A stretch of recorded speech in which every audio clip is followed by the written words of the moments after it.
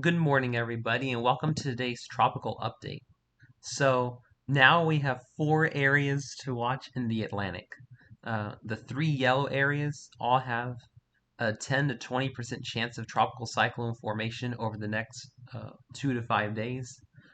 But those systems I'm going to be continuing to watch are going to be the Central Atlantic System, which now has a 70% chance of tropical cyclone formation over the next 5 days, and a 30% chance of tropical cyclone formation over the next 2 days. And this system in the Caribbean, which still only has a 20% chance of tropical cyclone formation over the next 5 days. But I'm starting to get a little bit more concerned about this one as well. Taking a look at the GFS model, starting on August 31st, we can see that we have the tropical wave in the Atlantic east of the Windward Islands, and then we have the tropical wave in the Western Caribbean starting to consolidate some showers and storms on the GFS model. And the GFS model just does not want to quit spinning up a tropical storm east of the Yucatan Peninsula by September the 1st, and it's been doing this for the last 6 days now. So we're going to have to really continue to watch this because the GFS model is really just consistent on developing a tropical storm here. And by September the 2nd, the system in the Atlantic is still struggling to develop according to the model. Going into the September the 2nd, yeah, the model is now moving a strong tropical storm into the Gulf, but keeping this Atlantic system weak as it moves north of the Lesser Antilles, and then going to the third, hurricane in the southwestern Gulf, possibly this system developing into a tropical storm, moving north of the islands, and then going into the fourth, tropical storm starts to intensify a little bit, but is north of land areas.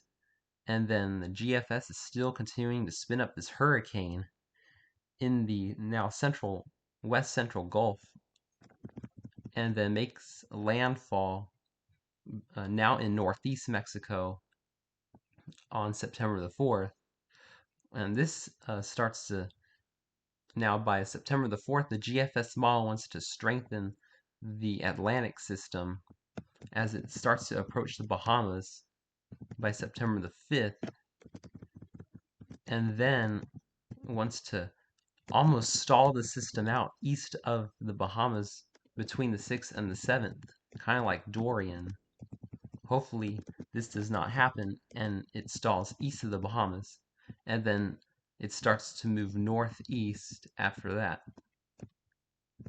Now, taking a look at the European model, the European model on August the 31st is still showing a cluster of storms in the Caribbean and a very weak system in the Atlantic.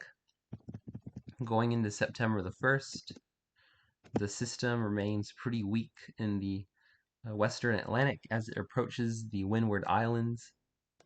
Going into September the 2nd, the European model is still not developing the Gulf system and keeping this system, well, actually possibly developing it into a tropical depression on September the 2nd.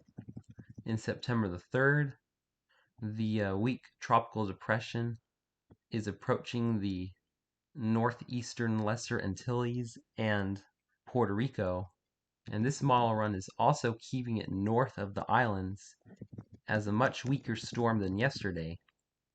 So we're going to have to continue to watch this, but the European model has really downgraded the intensity on the Atlantic system from yesterday, and it's still not showing the Gulf system at all. So I'm still hesitant to really hone in on the Gulf system, but the GFS is consistent in showing it, and the European model now is showing a huge surge of moisture in the Gulf by September the 2nd and 3rd, nearing Texas, so we're gonna have to watch that as well. So thanks for watching today's tropical update. I'm going to continue to keep you guys updated on these tropical waves to see if any of these develop and where they will end up going. Thanks for watching and have a wonderful day, my friends.